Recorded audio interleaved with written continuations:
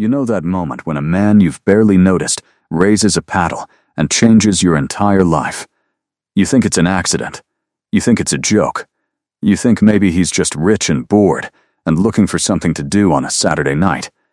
And then he keeps bidding. And bidding. And the numbers climb until the whole ballroom is staring, and you realize this isn't a joke at all. He came here for you, and he's been coming here for you a lot longer than you ever knew. Eliza Bennett had agreed to be auctioned off for charity for exactly one reason. Her grandmother. Specifically, her grandmother's heart medication, which her grandmother's insurance had decided, in its infinite corporate wisdom, was not actually necessary for the continued functioning of a 74-year-old woman's cardiovascular system.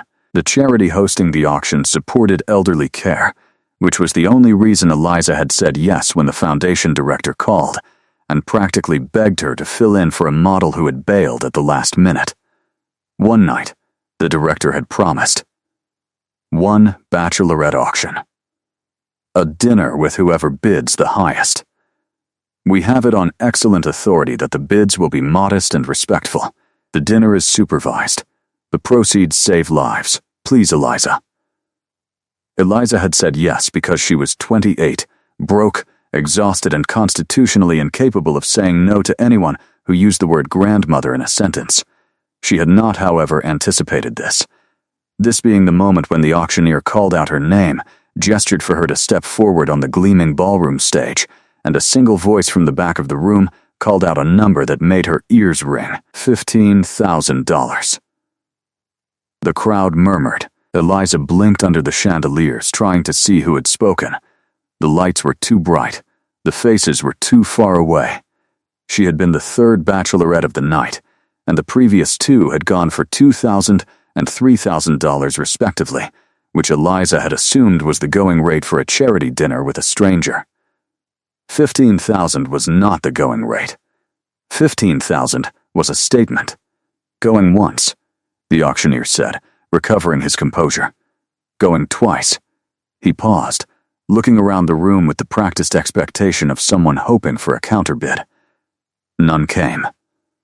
Sold to the gentleman at the back for $15,000 to support the Whitfield Foundation for Elderly Care.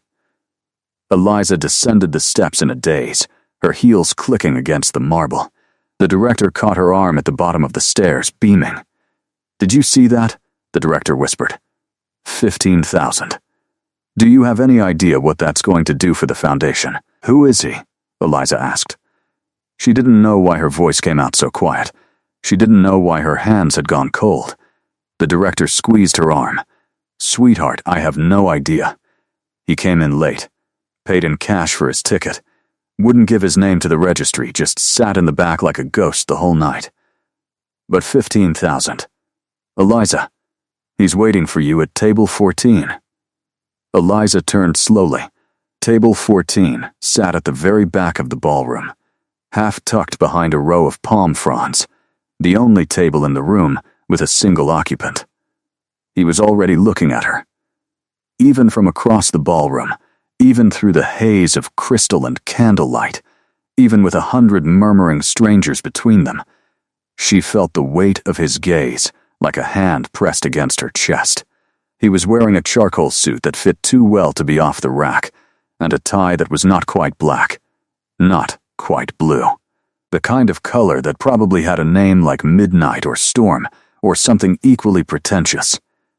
His hair was dark, his jaw was sharp, and his expression was unreadable in a way that made her teeth clench.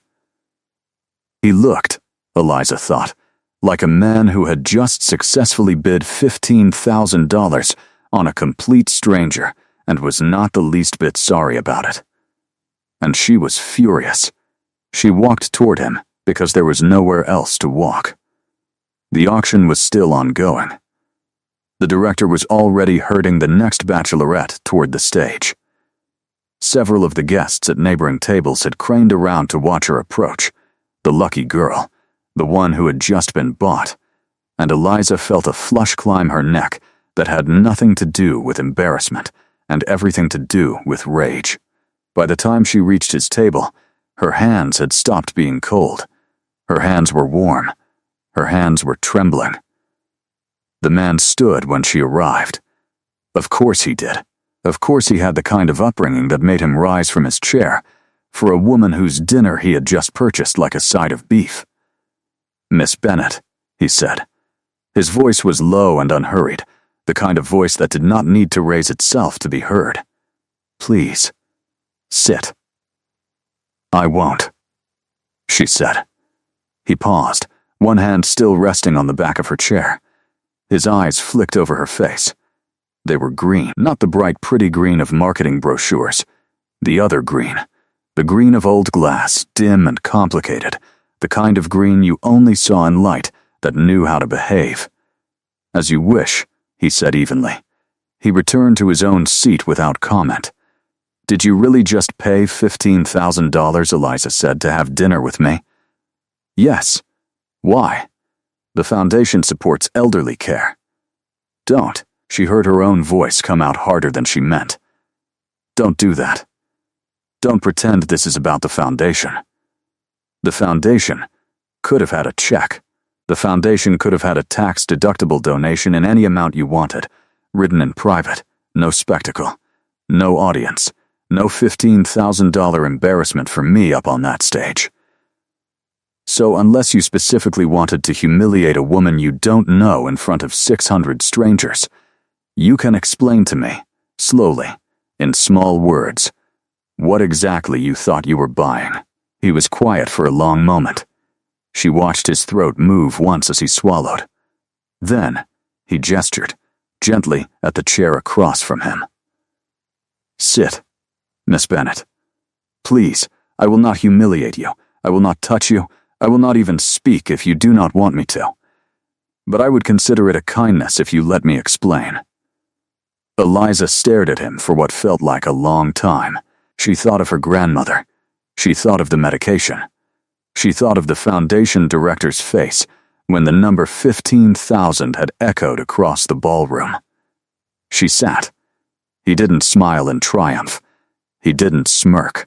He didn't do any of the things she had braced herself for. He simply opened the leather folder on the table, slid a small linen napkin across to her, and waited. "My name is Caleb Hart," he said. "I'm 34 years old. I live in this city. I run a small architecture firm in the financial district that you have never heard of because I have done everything in my power for the past 8 years to keep it that way. I am not married. I am not engaged. I have no children. I have no record of any kind, criminal or otherwise. I do not own a yacht. I have never paid for anyone's company before in my life. I tell you these things not to impress you, but because I assume you are about to ask me each one of them, and I would like to save us both the time." Eliza opened her mouth. She closed it again. "So you do this often," she said finally. "Buy strangers at charity auctions." "No," he said. "Not strangers." The word landed strangely in the space between them. The ballroom was bright with laughter, the auctioneer's voice rising in another round, the clink of glasses, the murmur of bids, and yet at table 14, behind the palm fronds, everything had gone very quiet. Eliza looked at him across the small round table with the white linen and the dim votive candle and the 2 untouched glasses of ice water beating slowly in the air conditioning. He did not look like a man who was joking. He did not look like a man who was lying. He looked like a man who had said one true sentence and was now waiting, patiently, to see what she would do with it. "What does that mean?" she said. "Not strangers." He folded his hands on the table. His knuckles were squared and clean. He had a small scar at the base of his left thumb, the kind of scar a person got from a kitchen knife at 15, the kind that never quite faded. "It means," Caleb said, "that I have seen you before." "Where?" "At this auction." Eliza felt the small hairs on the back of her neck stand up. "I have never been to this auction before tonight," she said. "I know," he said. "I have been, for 4 years." Eliza did not say anything. She just stared. He watched her steadily, as if he understood that she needed a moment, and he was prepared to let her have it. 4 years ago, Caleb said, my mother was 81 years old. She had a heart condition. Her insurance company decided, with no input from her or from her family, that her medication was, and I quote from the appeal letter, not medically necessary. We fought it. We lost. We paid out of pocket for as long as we could. Then, we couldn't anymore. And the foundation that hosts this auction every spring covered the rest of the cost of her medication for 2 years until she passed. I have come to this auction every spring since she died, Miss Bennett. I write a check. I sit in the back. I bid generously on whatever bachelor or bachelorette is being auctioned to the highest bidder. I have dinner with whoever wins me. I am polite. I tip well. I never call anyone afterward. And then I go home. Eliza stared at him. Why, she said. Because the foundation saved my mother, Caleb said, and because I made a promise to her, the week before she died, that I would do something every year to make sure no other family had to choose between rent and a pill. I picked this auction because it raises more money than any of the foundation's other events, and I picked the bid format because I am a private man who is not particularly good at public speaking, and writing a check to one stranger feels more honest to me than a press release. So you bid on me, Eliza said carefully, because it's tradition. He looked down at his hands. No, he said, not exactly. Eliza waited. Caleb was quiet for a long moment. When he looked up again, his expression had changed in a way she could not name. Like a window that had been closed her entire life, suddenly opened a quarter of an inch. I have bid on the same person for the past 4 years, Miss Bennett. Every spring, the same name on the program, the same face on the stage. I never met her.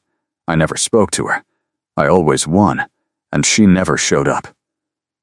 Eliza felt her chest tighten in a way she did not understand. The auction listed a model named Camille Roy as tonight's third bachelorette. That's the model who bailed, she said. Yes, Caleb said. He met her eyes. She is, or was, my younger sister's best friend. She volunteered for this auction 4 years ago because she heard, through my sister, that there was a man who kept bidding ridiculous sums of money on her and not showing up to the dinners. She thought it was funny. She thought it was a game. Every year she let her name be put on the program. Every year I bid. Every year she had something more important to do that night. And every year I had dinner with whoever volunteered to take her place. Eliza realized, slowly, that she had not blinked in some time. That, Eliza said, is the strangest love story I have ever heard. Caleb laughed quietly. It is not a love story, he said. I have never met her. He paused. Or rather, I did meet her once when she was 18. She would not remember it. I would not remember her face if I saw her on the street, but 4 years ago my sister told me her friend Camille had signed up for the auction, and I bid because I knew the proceeds went to a fund my family had personally benefited from. The next year, Camille signed up again because she enjoyed the stories she got to tell at parties. The year after that, again, and every year she never came. So you kept paying, Eliza said, for a no-show. Yes, and every year you had dinner with a stranger. Yes, and every year that stranger was furious with you. Caleb's mouth tilted at one corner. Yes, he said, although none of them, I should mention, were as creatively furious as you. She had not realized she was going to laugh until the sound was already out of her mouth. It was a short, surprised, slightly embarrassed laugh, the kind of laugh that escaped before a person could decide whether they wanted to give it. Caleb watched her laugh with something close to wonder, as if he had not expected such a sound from her either. I am still angry, she warned him. I would respect you less if you weren't." The waiter arrived then, balancing 2 plates, and Eliza realized for the first time that they were being served, that this was a real dinner, that the Foundation had clearly anticipated all of this. Roasted chicken, some kind of cream sauce, potatoes carved into improbable shapes, a small pile of greens that looked too pretty to eat. She took a long sip of her ice water and watched Caleb Hart watch her over the rim of his own glass. He had still not eaten anything. He had still not stopped looking at her. "So tonight," she said, when Camille bailed again. "Yes, the Foundation director called you." "Yes. And put me on the program in her place." "Yes. Last minute." "Yes." Eliza set down her glass very carefully. "So when you raised your paddle and bid $15,000, you did not actually know whose name was on the program tonight." Caleb hesitated. "That," he said slowly, "is where the story becomes more complicated than it has any right to be." Eliza waited. "I knew," he said 2 hours before the auction started, "that Camille had pulled out. My sister told me. She thought I would be relieved. She thought I would skip this year. I considered it. I came anyway. Why? Because I had written the check before I came. The Foundation needs the money. The medication does not care whose face is on the stage." Eliza took a slow breath. "And you bid $15,000 on a woman whose name you had just heard for the first time 15 minutes earlier?" "Yes." "Why?" Caleb did not look away from her. "Because," he said, "when you walked out from the wings of that stage, Miss Bennet, I had a feeling I have not had in a very long time. The feeling was this. I have been doing this for 4 years. I have written 4 checks. I have eaten 4 polite dinners. I have learned to enjoy my own company at the back of a ballroom with palm fronds and a votive candle, and I had become very comfortable being a man whose only romantic ritual was an annual tax-deductible donation. And then you walked out from behind that curtain. And I looked at you. And I thought, this is the year I lose my comfort. So I raised my paddle. And I would have raised it again and again, until no one in this room could afford to outbid me." Eliza could not look at him. She looked instead at the small votive candle, the way its flame leaned slightly toward her side of the table, the way the air conditioning bent the light, the way the wax pooled in a small, clear circle around the wick. Eliza did not know what to say to that. She had been prepared to be furious. She had practiced being furious in the elevator, in the lobby, in the green room behind the stage where the bachelorettes had drunk warm champagne out of plastic flutes and laughed too loudly to cover their nerves. She had been ready to throw water at his face, to make a scene, to humiliate him in return. She had not been prepared for honesty. She had not been prepared for honesty delivered in a low, even voice by a man with a small scar on his left thumb and the patience of someone who had learned, somewhere along the way, that there were worse things in the world than being told no. "You don't know me," she said finally. "I know," he said. "You bid $15,000 on a woman you don't know. I'm aware of how it sounds. It sounds," Eliza said, "like the plot of a very bad romance novel." Caleb considered this. "I have not read many romance novels," he admitted, "but I would respectfully argue that the plot is not what makes them bad." Eliza looked up sharply. He was smiling. Not a big smile. A small, careful, slightly self-deprecating smile that was so disarming she had to look back down at her water glass to recover. They ate. They did not say much for a while. Eliza had not realized how hungry she was. The roasted chicken was, to her surprise, the best she had ever tasted, which she chose not to examine too closely. Caleb ate as if he had forgotten to eat for several days and was only now remembering, slowly, what food was. "Tell me about your grandmother," he said at last. "She has a heart condition," Eliza said. "Same as your mother. She lives with me. We can't afford her medication." The foundation, she paused. The foundation is the only reason I said yes to this. He nodded. I figured. How did you know? I didn't. I guessed. The foundation rarely auctions women who can afford to be auctioned. It tends to draw the same demographic every year. People who have just barely run out of options. They were quiet again. Eliza watched a small drop of condensation slide down her water glass and absorb into the linen tablecloth. So what happens now? She said. Now, Caleb said, you finish your dinner. I drive you home if you wish, or I call a car if you prefer. I write the foundation a check for the medication your grandmother needs, which has nothing to do with whether or not you ever speak to me again, and I do not contact you tomorrow, or the day after, or the day after that. If at some point in your life you decide you would like to see me again, you will know how to find me. If you do not, I will be exactly where I have been for the last 4 years, which is mostly at my office, mostly working too late. I will not be at this auction next year. Why not? Eliza asked. Caleb met her eyes. Because I would not be honest if I came. He did not say anything else. He did not need to. Eliza looked at him for a long moment. She thought about her grandmother. She thought about her empty refrigerator.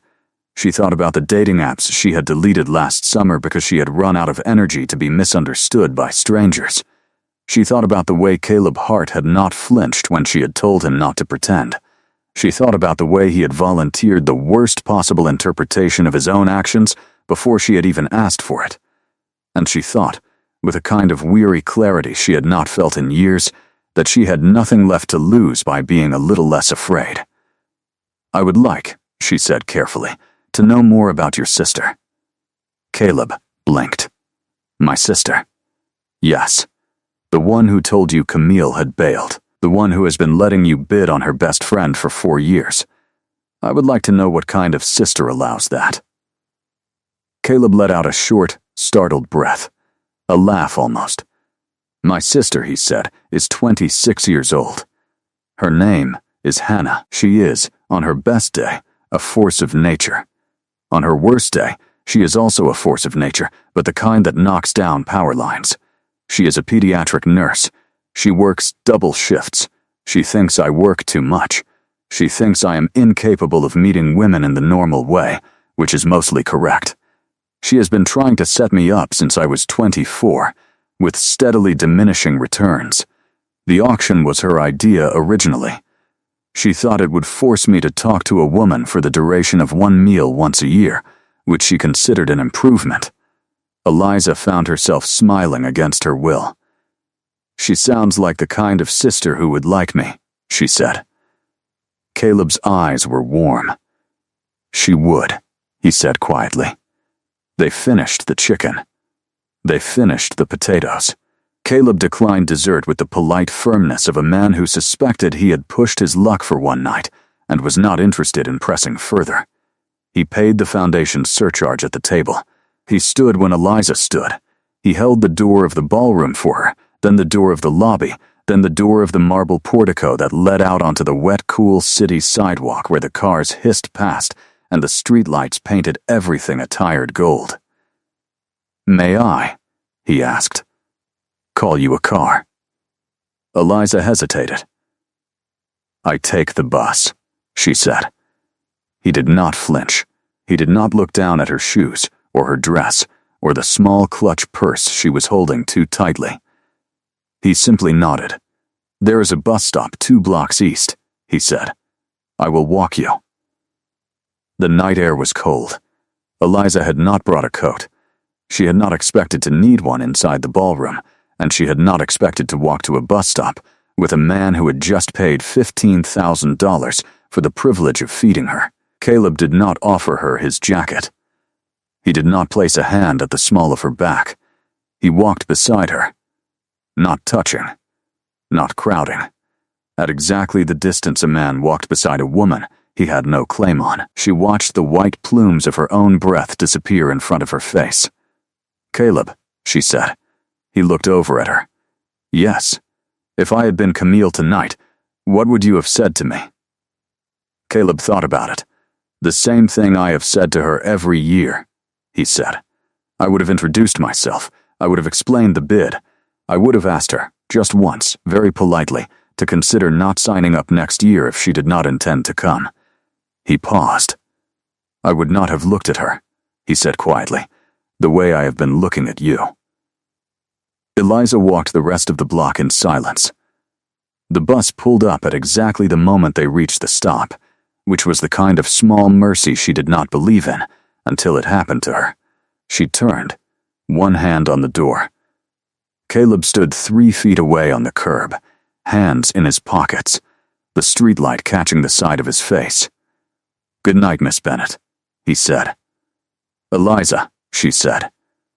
He smiled. It was the first real, full, unguarded smile she had seen from him all evening, and she filed it away, and a part of her mind she did not have a name for yet.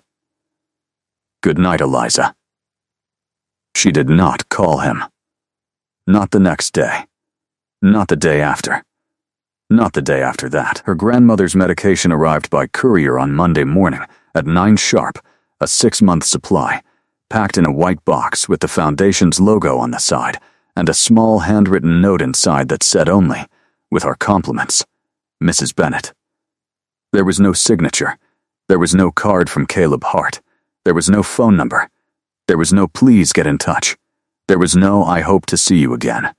There was, in other words, exactly what he had promised her there would be, which was nothing. Eliza sat at her kitchen table for a long time with the box in front of her. Her grandmother came in halfway through the second cup of coffee, hair in a long silver braid, wearing the blue cardigan that had outlived 2 husbands and a recession. "Who's the package from?" her grandmother asked. "The Foundation." Her grandmother sat down across from her. Her grandmother, Eliza, had long since learned, had a particular silence. It was the silence of a woman who had once been a county court stenographer for 31 years, who had transcribed every kind of human nonsense imaginable, and who was now in possession of an internal lie detector calibrated to surgical precision. "There is a man," her grandmother said. "There is not. There is a man," her grandmother said again, "and you did not call him this weekend. And now you are sitting in front of his medication, wondering whether or not that was the right decision." Eliza did not answer. Her grandmother poured herself a cup of coffee. "Did he hurt you?" her grandmother asked. "No." "Was he rude?" "No." "Did he look at you the wrong way?" "No." "Did he ask you for something you did not want to give him?" "Grandma." "Did he?" her grandmother repeated patiently. "No." Her grandmother said. "Then I would like to know, just for my own information, what specifically you have decided to be afraid of." Eliza pressed her thumbs into the corners of her eyes. "He bid $15,000 on me, Grandma." "Without knowing me?" "In front of 600 strangers." "So you have decided he is dangerous," her grandmother said, "because he was honest about being interested in you." Eliza did not answer. Her grandmother stirred her coffee. "I have been alive a long time, Eliza," she said. "I will tell you something for free. The men I have known who hurt me the worst did not bid on me publicly. They did not write me checks. They did not walk me to bus stops. They were quiet, and they were polite, and they kept their interest in me a secret until the day they decided to use it." Eliza looked up. "The men who told me what they wanted on the first night," her grandmother said, "were the men I married. Both of them. And one of them, God rest him, is the reason you exist. So when you are deciding whether or not to be afraid, my darling, please decide based on what the man does, and not based on how loud he is when he does it." The kitchen was very quiet. The coffee maker clicked off in the corner. Outside the window, a sparrow landed on the fire escape, looked once at the glass and flew away. "I don't have his number," Eliza said. Her grandmother smiled slowly. "Well, sweetheart," she said, "that is the easiest problem you have ever brought me." Eliza looked at her. Caleb Hart, her grandmother said, runs a small architecture firm in the financial district. There are exactly 4 small architecture firms in the financial district, and exactly one of them has a partner named Hart. Eliza stared at her. "Grandma," she said. "How?" Her grandmother shrugged. "I was a stenographer for 31 years, sweetheart. I know how to find a man." Eliza did not call the firm. She did not email. She did not show up at the lobby. What she did on a Wednesday in late April, 10 days after the auction, was walk past the address her grandmother had written on a yellow sticky note, slow her pace by exactly half a step, and look up at the 7th-floor windows of the building. The blinds were open. She could not see anyone. She kept walking. The next Wednesday, she walked past again. The Wednesday after that, she walked past again. On the 4th Wednesday, Caleb Hart was standing on the sidewalk outside the building, sleeves rolled to the elbow, no coat, holding a paper cup of coffee, looking up at the same window she had been looking up at. He turned his head, very slowly, as if he had felt her before he saw her. Their eyes met across half a block of pedestrians. Caleb did not smile. He did not lift his hand. He did not call out her name. He simply stood very still, with the kind of stillness Eliza had begun to recognize as his particular language, and he waited. She walked up to him. She stopped 2 feet away. She did not say anything for a long moment. "Were you waiting for me?" she said finally. He shook his head. "No," he said. "I was buying coffee. The coffee shop is 3 blocks east." He held up the paper cup. "There's a closer one." "So you do come out here on Wednesdays," she said. "Sometimes." "How often?" "Often enough that I noticed when someone started walking by at the same time every week." Eliza looked down at her shoes. She felt her face flush. "I'm not stalking you," she said. "I never thought you were. I just wanted to see," she said, and then stopped, because she did not know how to finish the sentence. Caleb waited. She watched a small piece of steam curl out of the hole in the lid of his coffee cup. "To see what?" he asked. "Whether you were real," she said. He absorbed this. He nodded, slowly. "I get that," he said. He hesitated. "Are you?" "Yes," he said simply. They stood on the sidewalk in front of the building for a long time. A man in a navy raincoat brushed past them. A delivery cyclist rang his bell. The sun came out from behind a cloud and went back in. "Have lunch with me," Caleb said. Eliza looked up. "Not now," he said quickly. "I have a meeting in 20 minutes. Tomorrow, or the day after, or whenever you want. There is a small place around the corner. No candles, no palms, no auctioneers. I will pay for my own lunch. You will pay for your own lunch. We can split a dessert if you are feeling generous." Eliza laughed. It surprised her how easily the laugh came. "Tomorrow," she said. 12:30, he said. 12:30. He nodded once, exactly once, the way a man might nod at the closing of a door he had been afraid would never open. "Good night, Eliza," he said, even though it was the middle of the afternoon. "Good night, Caleb," she said, even though it made no sense, because nothing about any of this had ever made any sense, and that was, she was beginning to suspect, exactly the point. Lunch went well. So did the lunch after that, and the dinner after that, and the long Sunday morning walk after that. When Caleb introduced her to a small park behind the public library, where he had grown up reading every Saturday morning, Eliza met Hannah, who was indeed a force of nature, who hugged Eliza on sight, who declared loudly within the first 30 seconds that her brother was a hopeless emotional disaster who had needed exactly this kind of woman in his life for approximately 8 years, and who then took Eliza aside in the kitchen and said, more quietly, "Please do not break him." Eliza promised she would not. She met Caleb's father, a quiet, gray-haired man with the same complicated green eyes, who lived alone in a small house with a wraparound porch and a stubborn rose bush, who served them lemonade and asked Eliza 3 questions about her grandmother, and listened. Really listened to every answer. She watched Caleb help his father carry a heavy ceramic pot off the porch. She watched him hold his father's elbow on the steps without making it look like he was holding it. She watched him laugh at something his father said, a real, helpless, full-bodied laugh, and she filed that away too. Caleb met Eliza's grandmother on a Thursday in late May. He arrived at the apartment door with a small bouquet of sweet peas, which Eliza had not realized anyone under 50 even knew about, and a plain white envelope which he handed to Eliza's grandmother before he sat down. "What's this?" her grandmother said. "The receipt," Caleb said, "for your medication. I told the foundation I wanted to confirm directly with you that the prescription was filled correctly and that you did not require any further support. If at any point the dose or the medication changes, please call this number." Her grandmother stared at him for a long moment. Then she turned to Eliza. "I like him," she said. "We hadn't asked," Eliza said. "I am volunteering the information."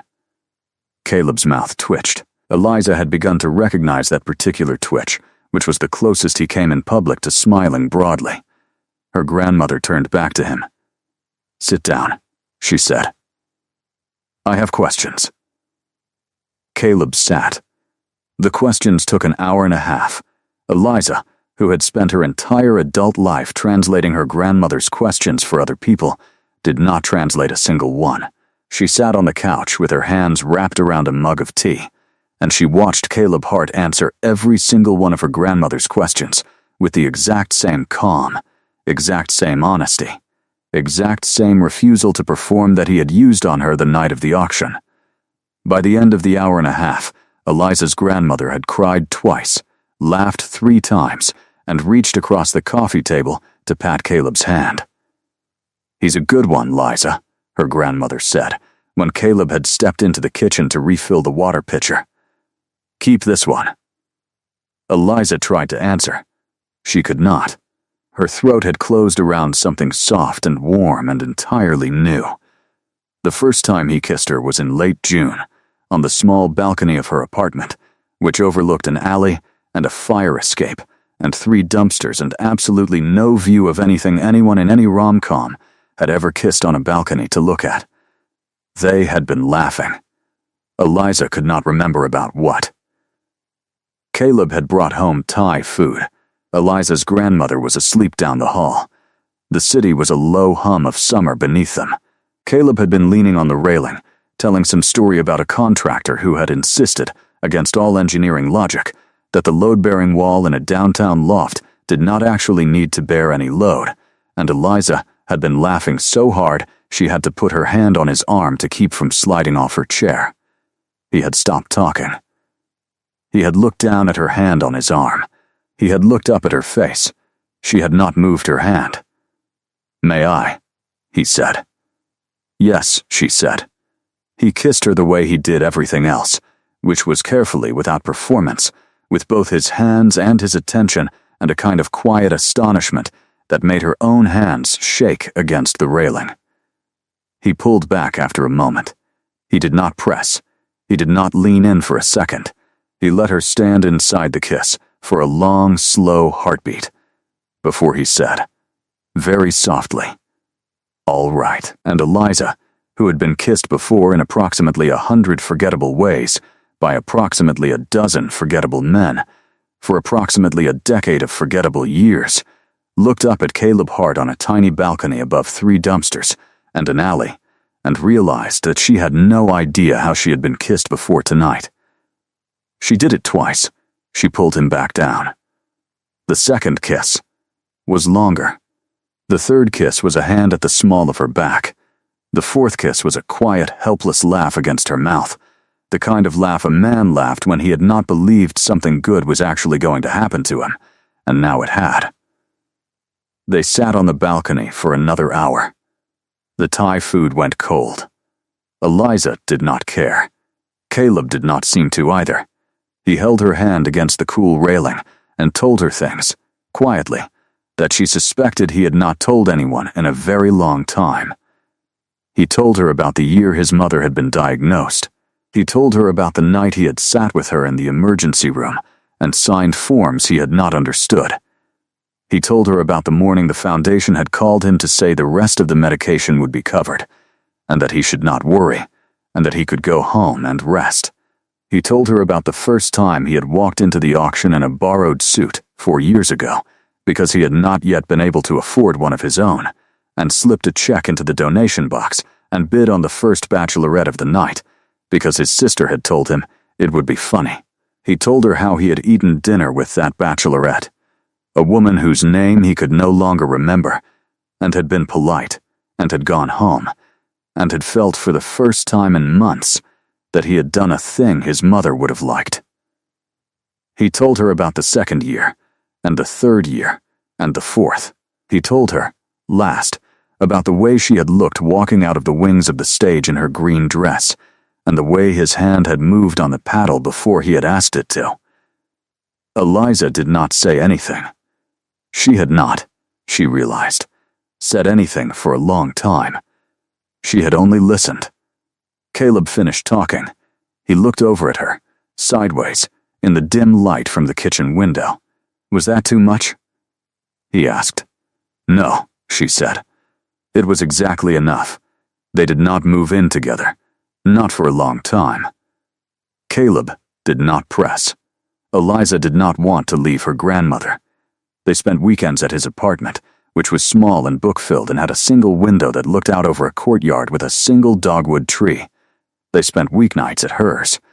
They built, between them, a quiet routine made of small things, the way two careful people build small things when they have learned, slowly, to trust each other with them.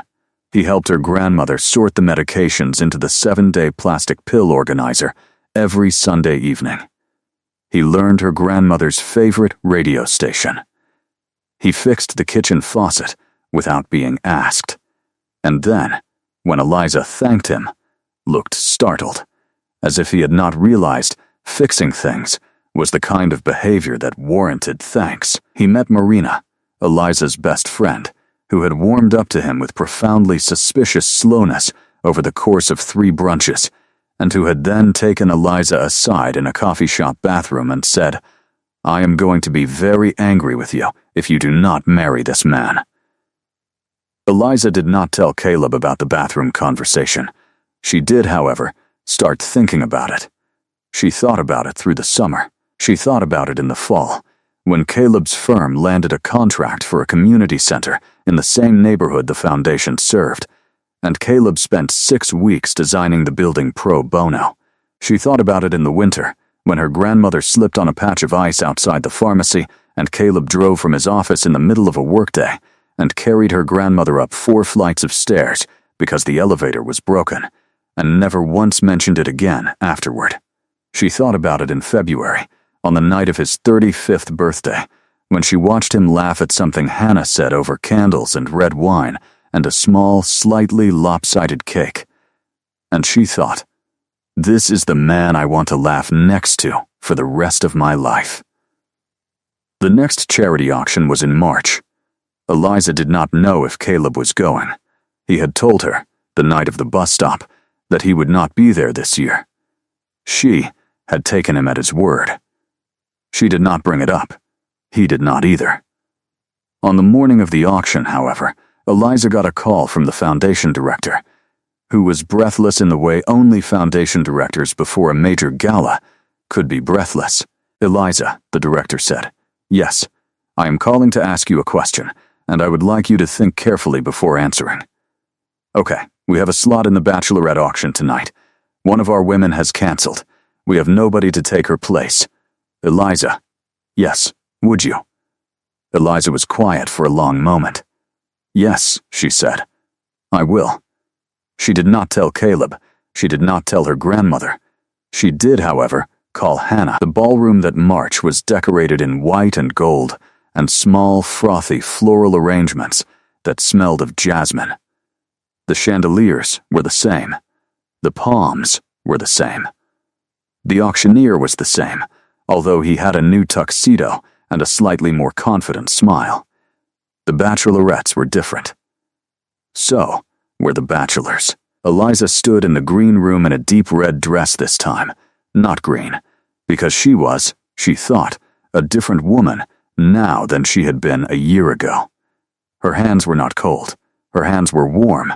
Her hands were not trembling. The foundation director squeezed her shoulder. "You did not have to do this," the director whispered. "I know," Eliza said. "Thank you for doing this. You are welcome."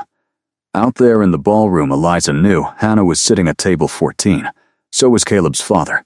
So was Eliza's grandmother, who had been carefully driven over by Hannah in Hannah's terrible little blue car, and who was now wearing a navy dress that had not been out of the closet in 15 years and a string of pearls that had belonged to her own mother. Caleb was not at table 14.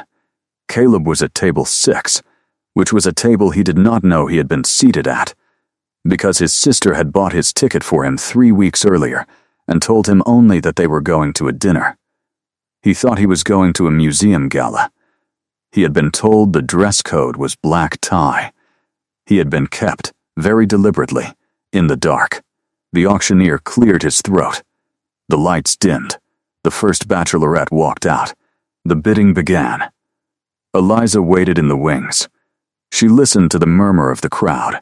She watched the green room monitor as a young man in a suit 2 sizes too big sold himself for $2,400, and a young woman in a yellow dress sold herself for $3,100.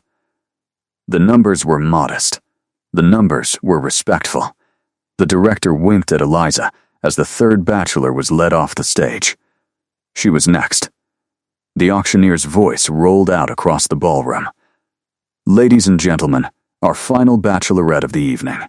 A late addition to the program. Please welcome, returning from last year by popular demand, Miss Eliza Bennett." Eliza walked out from behind the curtain. The lights were too bright. The faces were too far away. She found table 6, and she found Caleb Hart, and she watched. From a distance she had been waiting all year to cross, as the color drained slowly from his face. He did not bid. Not at first. The auctioneer opened the bidding at $500. A man at table 3 raised his paddle. $600. A woman at table 11 raised hers. $700. The numbers climbed gently, like they always did, like the auctioneer expected them to. Caleb Hart sat at table 6 with his hands flat on the white linen tablecloth, and he looked at her, and he did not move. Eliza did not look away. She had not, she discovered, planned this part. She had assumed Caleb would do what Caleb did, which was raise his paddle. She had assumed he would understand. She had assumed he would step into the moment the way he stepped into every other moment in his life, which was carefully, with attention, with both hands, with no performance. But Caleb did not raise his paddle. The numbers climbed. 900. 1,000. 1,100. Eliza felt a small, cold knot begin to form in the base of her stomach. She kept her face composed. She kept her chin up. She thought of her grandmother in the back of the room, and Hannah, and Caleb's father. She thought this was a very stupid idea. 1,400. The auctioneer's voice was warm with the kind of pleased momentum that meant the bidding was about to plateau, going once at $1,400. Caleb Hart did not move. Eliza took a small breath, the smallest of small breaths, and she made a decision. She turned, very slightly, toward table 6. She met Caleb's eyes directly. She did not smile. She did not plead. She did not nod. She just looked at him. And then, in the small, very specific way that two people who have lived inside each other's silences for nearly a year will sometimes do, she lifted one shoulder. A shrug. A tiny, almost invisible shrug. Caleb Hart's hand came up, slowly, and he raised his paddle. 2,000, he said. The auctioneer's head turned. 2,000 from the gentleman at table 6. 2,500, the man at table 3 said. 3,000, Caleb said. 3,500. 4,000, Caleb said. The ballroom had gone very quiet. Eliza could hear her own heart in her ears. 4,500, The man at table 3 said, with a slight edge. 5,000, Caleb said. He was not looking at the auctioneer. He was looking at Eliza. He had not stopped looking at her. The man at table 3 glanced at his date. He shook his head, once, almost apologetic. He set down his paddle. The auctioneer paused. Sold to the gentleman at table 6, the auctioneer said, for $5,000 in support of the Whitfield Foundation for Elderly Care. The applause was thunderous. Eliza did not hear it. She walked down the steps of the stage. She walked across the ballroom. She walked past table 14, where her grandmother had begun, quietly, to cry, and where Hannah was clapping so hard her bracelet had fallen off her wrist. She stopped at table 6. Caleb stood. He looked, for the first time since she had met him, completely, utterly speechless. "May I?" Eliza said. "Yes," he said. She kissed him. There, in front of 600 strangers, in the same ballroom where, exactly 1 year earlier, she had stood on the stage and been furious with him, she kissed Caleb Hart for as long as she wanted to. He kissed her back as if he had been waiting an entire year for permission. When she pulled away, he was, for the first time since she had known him, not in control of his face. There was a small wet shine at the corner of one eye that he did not wipe. There was a smile, full and helpless, that he did not try to hide. "Why?" he said quietly. "Because," Eliza said. "You came every year for 4 years to a place you did not want to be, for a person you did not know, because you loved your mother. And I wanted to come, just once, to a place I did not have to be, for a person I do know, because I love you." The ballroom did not hear her. She did not say it for the ballroom. She said it for Caleb Hart, who heard her, and who closed his eyes, very briefly, the way a man closes his eyes when he has been waiting for a particular sentence for most of his adult life, and has finally been given it. If this story is touching your heart, take a moment to show your support. Leave a like, subscribe to the channel, and share it with someone who has been waiting for their own quiet ballroom moment. Every small action keeps these stories alive. Caleb opened his eyes. He took her hand. He kissed the back of it, once, very gently. "I love you too, Eliza," he said. They sat down at table 6 together. The next bachelorette was already walking out from the wings. They were married 14 months later. The wedding was small. Eliza had not wanted a big one, and Caleb, predictably, had not either. They were married in the same small park behind the public library, where Caleb had read every Saturday morning as a child, under the dogwood tree that had bloomed 2 weeks early, as if it had received some private memo about the date. Hannah officiated. She had insisted. She had become ordained online specifically for the occasion, and she had written her own opening remarks, which had begun with the line, "My brother is, on his best day, a force of nature, and on his worst day, the kind of force of nature that knocks down power lines," and which had made Eliza laugh so hard the makeup artist had to redo her eyeliner. Eliza's grandmother sat in the front row in a wheelchair this time. Her heart had grown tired over the past year. But it had grown tired slowly, the way her doctor had said it would, the way the foundation's medication had bought her time to grow tired in. She held a small embroidered handkerchief in her hand and used it every 15 seconds during the ceremony, regardless of whether anything sad was happening, which made Caleb's father, sitting beside her in his only good navy suit, hand her a fresh, dry handkerchief and tuck the wet one into his own pocket every time. Caleb's father, when his turn came to speak at the reception, raised his glass with shaking hands and said only, "My wife would have loved this girl. To my wife. To my new daughter." And he had sat down, and he had not been able to say anything more, because there had not been anything more that needed saying. Marina cried. She would not admit later that she had cried. Hannah, who was wearing a dress the color of wet grass, hugged Eliza for 90 unbroken seconds after the ceremony and whispered, "You saved him. You know." He never would have let himself be saved by anyone else. Eliza, who had been holding her composure with both hands all afternoon, finally let it crack. They danced. Caleb, who had warned her in advance that he could not dance, danced anyway, with the slow, careful determination of a man who had decided his wife was going to have a first dance with him, whether or not he embarrassed himself in the process. He did not embarrass himself. He stepped on her foot exactly once. He apologized, in a low whisper, into her hair. She laughed. She told him it was fine. She told him it was perfect. She told him she loved him. He told her he loved her. They danced until the music ended, and then they danced through the silence that came after, because neither of them was particularly ready to stop. 2.5 years after the wedding, Eliza stood in the kitchen of the small house she and Caleb had bought together, the one on the quiet street with the wraparound porch and the stubborn rose bush that Caleb's father had insisted on transplanting from his own yard, her 6-month pregnant belly pressed against the counter. She was mixing chocolate cake batter, because the baby, as the baby had been doing for approximately a month, wanted chocolate cake at all hours of the day and night, regardless of whether any human had previously requested it. She heard the front door open. Caleb's keys hit the entry table. She heard him toe off his shoes, the way he always did, because her grandmother had taught him in the first month of dating that no one wore shoes inside her apartment, and Caleb had simply adopted the rule for the rest of his life. In here, she called.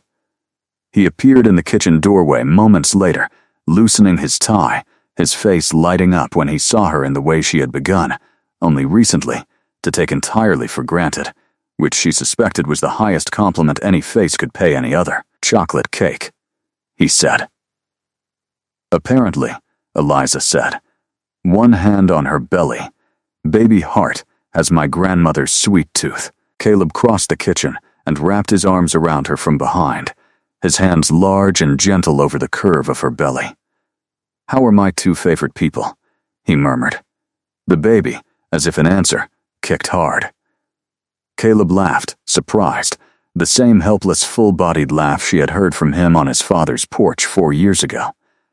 "Active today," he said. "I think someone," Eliza said, "is excited to meet Daddy." "I am," Caleb said, "very excited to meet them too." He kissed her neck, swaying them both gently in the late afternoon light. The kitchen smelled of cocoa and butter, and the last of the daylight slanting in through the window. Outside, the sun was beginning to set over the rooftops of their quiet street, turning everything the soft, tired gold she remembered from the night he had walked her to the bus stop in the wet city air. "I love you," he said. "I love you too," she said. They stood like that for a long time, rocking slowly in their kitchen, in the house they had bought together, with their baby growing between them. "Thank you," Caleb whispered against her hair. "For what?" Eliza asked, although she already knew. "For that terrible auction," he said. "For walking out from behind that curtain. For being furious with me. For coming back the next year in a red dress. For kissing me in front of 600 strangers. For all of it." Eliza turned in his arms, slowly, until she was looking up at the man whose paddle had once climbed to $15,000 in front of a ballroom full of people who had not understood, and who still, on most days, did not entirely understand it themselves. "Thank you," she said, "for bidding on a stranger every year for 4 years because you loved your mother. And thank you, more than anything, for raising your paddle the second time, when you did not have to." He kissed her. Soft. Slow. Sweet. The baby kicked again, somewhere between them, as if to make sure neither of them forgot the third person in the room. Outside, the sun finished its long, slow slide behind the rooftops. The kitchen lights came on in the small house on the quiet street. 2 people who had started as strangers across a ballroom became friends, then lovers, then partners, then a small, careful family, and they held each other close in their own kitchen, in their own home, in the life they had built together, and they knew, the way you only know once or twice in a lifetime, that they had found something precious, something worth bidding on, Something worth coming back for. Something worth, in the end, every quiet, unhurried year it had taken to get there. If this story moved you, please leave a comment below and share it with someone who needs to hear it tonight. It truly helps us keep bringing new stories to you. And if you want to follow every chapter of every emotional journey we tell, subscribe to the channel and turn on the notification bell. Your support, like Caleb's paddle, makes all the difference.